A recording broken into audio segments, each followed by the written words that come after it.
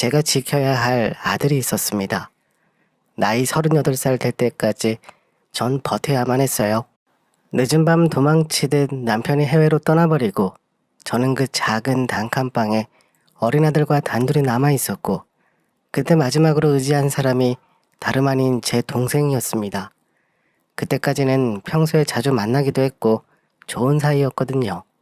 당연히 저랑 남편도 처음엔 동네 친구였습니다. 나이도 동갑이고 초등학교부터 고등학교까지 줄곧 같은 학교에 다녔으니까요. 그때까지는 단순한 동네 친구 사이였고 연인 사이까지는 아니었어요. 졸업하며 자주 못 보다가 몇 년이 흘러 잊고 살다가 명절 연휴 기간에 내려간 동네 근처에서 우연히 다시 만났어요.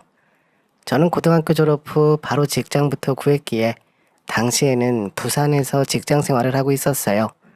근데 누가 뒤에서 제 이름을 부르는 겁니다. 오랜만에 만난 제 동생하고 근처 편의점에 갔던 상황이었어요. 과자를 사서 나오는데 뒤에서 누가 제 이름을 불렀고 그쪽 방향으로 돌아보니 어떤 짧은 머리에 잔뜩 그을린 남자가 저를 보며 활짝 웃고 있었습니다. 그때 다시 인연이 시작되었습니다. 제 남편은 얼마 전에 전역해서 나온 상황이었고요. 함께 앉아서 맥주나 마시자고 하길래 딱히 할 일도 없어서 저와 동생도 함께 앉았어요. 그렇게 새벽까지 지난 이야기를 나눴습니다. 예전 학창 시절에도 반장도 도맡아서 하고 늘 밝고 성실한 모습이었는데 시간이 흘렀어도 그 모습은 여전했어요. 군대에서 사람들을 많이 알게 되어서 세상을 보는 눈이 트인 것 같다며 조만간 아는 지인과 사업을 한다고 하더군요. 나중에 성공해서 자기 아버지에게 자동차 한 대 뽑아드린다고 그랜저 타게 해드릴 거라고 하는데 옆에서 듣기만 해도 왠지 기분이 좋아졌습니다. 그렇게 그날 서로 연락처도 교환했고요. 그 뒤로 가끔 연락을 주고받으며 지내다가 지인과 새로 시작한다던 사업을 부산에서 하면서 자주 만나게 되었어요.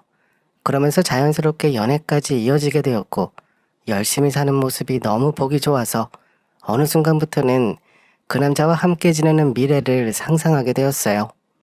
그러다 저희 아빠 장례식 날 이후 제 결심은 더 확고해졌고요. 이제 아빠도 없는 상황에서 남자친구가 제겐 든든한 버팀목이었으니까요. 그렇게 28살이 되던 해에 결혼식을 올렸습니다. 신혼살림은 부산에서 시작했어요. 저희 남편은 사업을 참 다양하게 했어요. 옷도 팔아보고 신발도 팔아보고 나중에는 컵밥 장사까지 했었습니다. 주변에 지인이 많아서 그런지 좋은 사업 아이템이 있으면 함께 했고 그게 시들하다 싶으면 바로 옮겨서 했어요. 처음엔 그 방식이 잘 통했습니다. 나름 돈도 점점 모으게 되었고요. 근데 돈이 아무리 모여도 다음 사업 자금에 들어가게 되어서 저희 살림은 크게 나아지지 않았어요. 그래도 망하지 않은 게 다행이라며 감사한 마음으로 지냈었습니다. 제 남동생도 매형 따라서 졸업 후 군대부터 다녀왔고요. 전역하자마자 저희 남편 따라다니며 사업을 배우기 시작했습니다.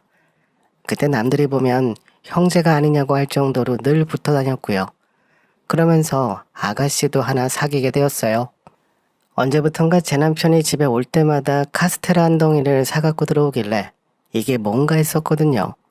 근데 알고 보니 올케가 일하는 곳에서 샀다고 제 동생이 워낙 자주 가서 사오는 바람에 빵이 남아서 들고 오는 거라고 했어요.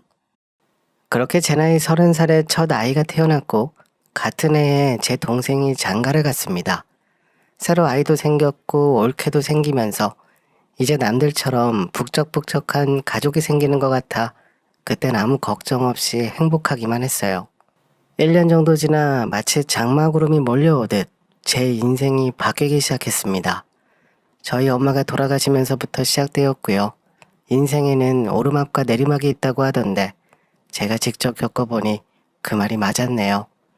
끝없이 내려갔습니다. 저뿐만 아니라 제 주변 모든 사람들이 다 함께 내려갔어요.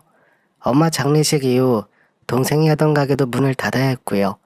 그러면서 올케와 동생이 자주 다투는 것 같았습니다.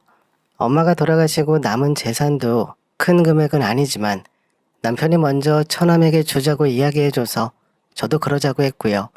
어떻게든 제 동생 사업을 다시 일으켜주려고 남편도 옆에서 많이 고생하는 것 같았습니다. 그때 제가 표현은 하지 못했지만 옆에서 많이 고맙고 또 미안한 마음뿐이었어요. 정말 책임감 하나는 대단한 사람이구나 했죠.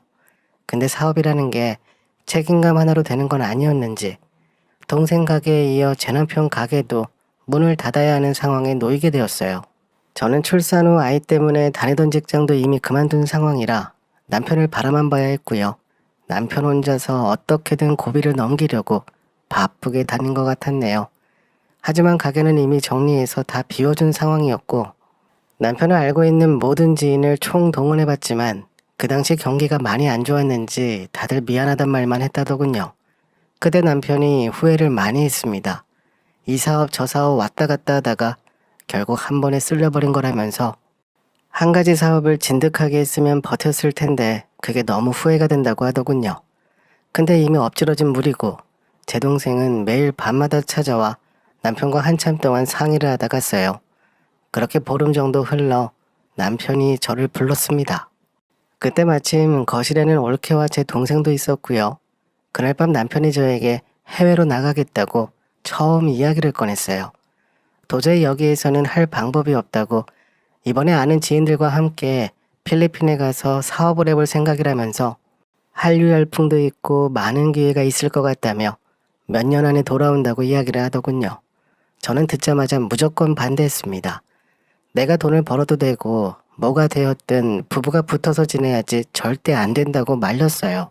그러자 남편은 3살 된 아들을 물끄러미 보더니 생활비는 걱정하지 말라고 어떻게든 돈을 벌어서 가족들 지킬 거라고 가겠다고 하는 겁니다. 옆에서 동생도 오히려 전화위복이 될 수 있다며 제 남편 편에 서서 이야기를 하더군요. 그렇게 얼마 뒤 남편은 필리핀으로 떠났습니다. 짐가방을 싸는 동안 제가 어찌나 울었는지 진이 다 빠져서 남편 나가는 모습도 못 보고 누워만 있었네요. 몇 달 동안 생활비로 쓰라며 남편이 옷장 속에 넣고 간 돈 봉투를 보고는 옷장문을 붙잡고 또 한 번 울어버렸네요. 그렇게 멍하니 돈 봉투만 쳐다보고 있다가 그때 한 가지 결심을 했습니다. 아이가 어린이집에 들어가기만 하면 저도 빨리 일자리를 구해서 나가 있는 남편을 데려오자고 생각했습니다. 처음엔 제 동생도 자주 찾아오고 올케도 종종 연락을 해줬어요. 시댁가족이 없어서 그런지 그게 많이 걱정되었던 모양이었어요. 저희 남편은 홀아버지 밑에서 자랐는데 몇 년 전에 돌아가셨거든요. 저에게 남은 가족은 동생과 올케뿐이었고요. 쑥쑥 자라는 저희 아들을 보며 견뎠습니다. 그렇게 몇 달이 지났을 때 갑자기 동생에게 전화가 왔어요. 저보고 돈이 얼마나 있냐고 엄청 다급한 목소리로 묻는 겁니다. 그 순간 남편 얼굴이 머릿속을 스쳐 지나갔고 남편에게 무슨 일이 생겼냐며 소리쳤어요.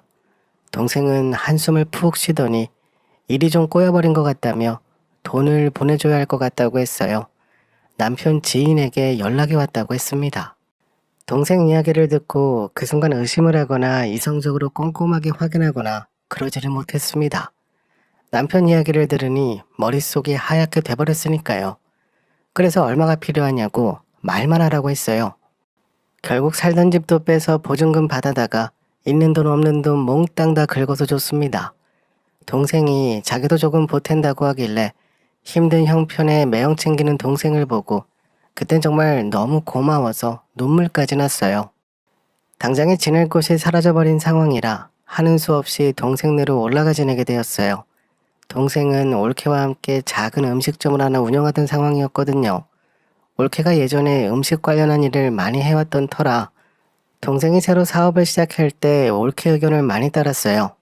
그렇게 저와 아들은 동생네로 거처로 옮겼고 워낙 집이 좁아서 지낼 곳이 마땅치 않자 나중에는 음식점 구석에 있는 단칸방에서 아들과 단둘이 지내게 되었습니다. 그렇게 3년을 지냈어요. 원래 제가 세웠던 계획은 한순간에 물거품이 되어버렸고 아이를 어린이집에 맡기고 직장을 구하려고 했지만 한적한 동네다 보니 근처에 마땅한 곳도 없고 그럴 바엔 동생 가게에서 일하는 게 나아서 태어나서 처음 음식점에서 일하게 되었어요. 처음엔 올케에게 이것저것 배우기도 하고 가끔은 잔소리도 들으면서 그래도 초반에는 저보고 형님 형님 하며 잘 지내왔는데 정말 돈이 무섭긴 무섭더군요. 물보다 진한 게 피라면 피보다 진한 건 돈인 것 같았습니다. 1년 정도 지나자 형님 호칭은 온데간데 없었고 언제부턴가는 마치 거기서 먹고 자고 일하는 직원이 돼버린 것 같았어요. 동생이 없는 자리에선 면박을 당하기도 했었고요. 그래도 남편이 오기만을 기다리며 살았어요. 중간중간에 동생을 통해 남편 소식을 들었습니다. 다음 달이면 올 것 같다고 하다가 그게 꼬였다며 내년 초에는 온다고 하더라 하며 점점 늦춰지다가 3년이 되어가자 저도 포기하며 살았어요. 새벽에 눈 뜨면 텅 빈 가게에 혼자 앉아서 창문만 보고 있었습니다. 예전엔 눈물도 나고 한숨도 새어나오고 했는데 그때는 그런 것도 없이 그냥 창문만 쳐다보고 있었어요. 아이가 더 클 때까지만 기다리자고 생각했네요. 아이가 초등학생이 되면 나가자고 생각했어요. 거기가 어디든 일단 아이만 크면 된다고. 그게 저에게 남아있는 유일한 희망이었어요. 그날을 위해서 돈을 모아보려고 했지만 그때마다 올케는 엄청 화를 냈습니다. 가게가 힘들어진 이유가 저 때문이라고 했어요. 동생이 그때 매형에게 돈을 보태주겠다며 줘버려서 이렇게 된 거라며 제 탓을 하더군요. 그러면서 월급은 무슨 월급이라며 막말을 했고 나중에는 동생도 모르는 척 넘어가는 것 같았네요. 아이가 8살이 되어서 초등학교에 입학했을 때 저는 무조건 나가자고 생각했습니다. 동생에게 여러 번 나가겠다고 이야기를 했고 그때마다 동생은 조금만 기다리면 매형이 올 텐데 기다렸다가 같이 옮기라고 말리더군요. 내가 여기서 일한 기간이 3년이 넘는데 나갈 때 보증금이라도 달라고 이야기를 했었거든요. 근데 올케가 보증금 줄 돈이 어딨냐며 저에게 소리를 지르더니 혼잣말로 과부 어쩌고 하는데 그 이야기를 듣자 심장이 터질 것 같았습니다. 아니 내가 무슨 과부냐고, 남편이 죽은 것도 아닌데 말 가려서 하라고 저도 똑같이 소리를 질렀어요. 그러자 올케가 저에게 삿대질을 하며 그동안 먹여주고 재워주고 한 게 얼만데 그런 것도 모르면서 보증금 타령하냐고 하는 겁니다. 그 순간 저도 모르게 삿대질하는 올케 손가락을 밀어버렸고 그러자 이젠 제 멱살까지 잡으면서 어디 직원이 사장한테 손 찍어마냐며 제 얼굴 앞에 바짝 붙어서 호통을 치는데 그때 너무 기가 막혀서 그냥 주저앉아 버렸어요. 아무리 그래도 그때까진 가족이라고 생각했는데 저는 일개 직원이었던 거죠. 그 생각만 하면 가슴이 너무 먹먹해서 잠도 오지 않았습니다. 그리고 다음날 동생이 저에게 오더니 월급을 주겠다고 조금만 더 지내라고 했어요. 한 달에 80만 원씩 줄 테니 나중에 모아서 나가 지내든지 하라고. 그 정도까진 올케와 이야기되었다고 하는 겁니다. 그래서 일단 한 달 정도만 더 참아보고 월급을 주지 않으면 그땐 신고라도 해야겠다고 생각했어요. 근데 결국 제 손으로 직접 신고는 못했습니다. 저 말고 다른 사람이 대신해줬거든요.